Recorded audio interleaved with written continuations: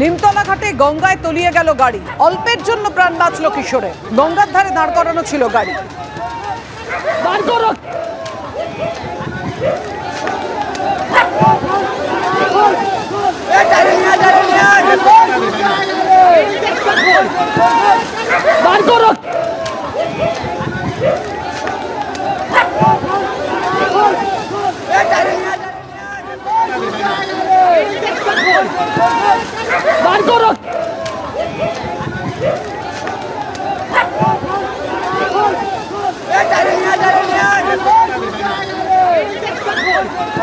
যে মুহূর্তে গাড়িটা তলিয়ে যায় সেই মুহূর্তের ছবি রেখেছি আপনাদের সামনে, আর উদ্ধারের পরবর্তী মুহূর্তের ছবিও আপনারা দেখতে পাচ্ছেন। স্থানীয় সূত্রে যেটা খবর, রুবির বাসিন্দা কিশোরের পরিবার ভূতনাথ মন্দিরে পুজো দিতে এসেছিল। ওই কিশোর গাড়িতে উঠে গিয়ার চেঞ্জ করতেই চাকা গড়াতে শুরু করে আর গাড়ি সহ গঙ্গায় পড়ে যায় বালক। স্থানীয়দের তৎপরতায় প্রাণ রক্ষা হয়, পরে ক্রেন এনে গাড়িটিকে তোলা হয়।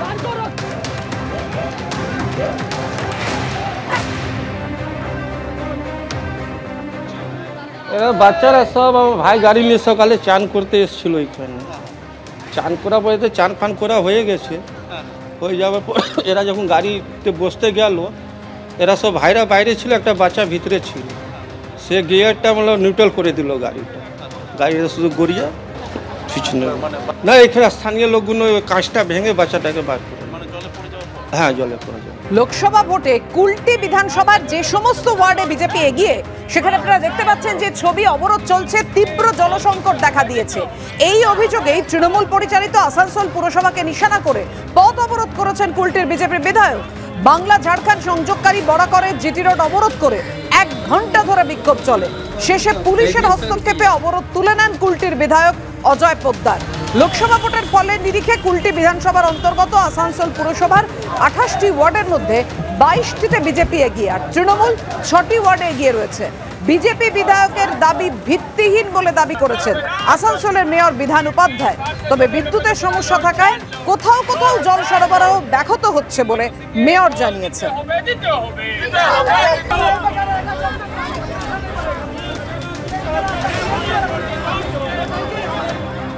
আমাদের অনেক কষ্ট আছে জলের জন্য, আমাদের অনেক কষ্ট।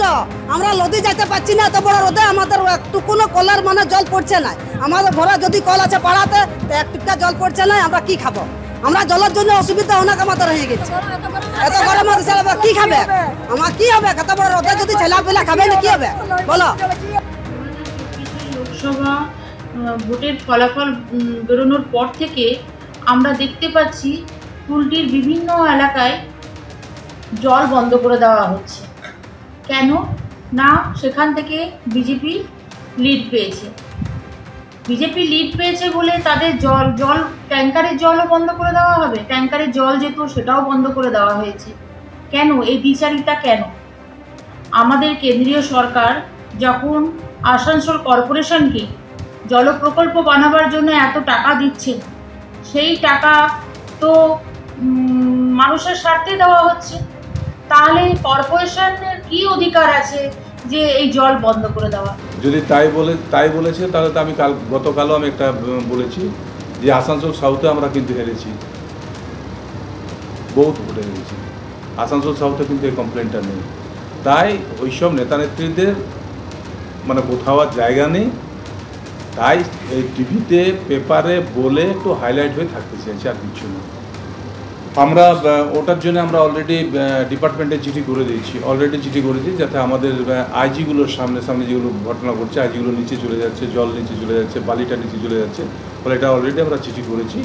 আর এখন বৃষ্টিটা হচ্ছে, আমাদের পাম্পও অলরেডি সব সেট আপ ঠিক আছে।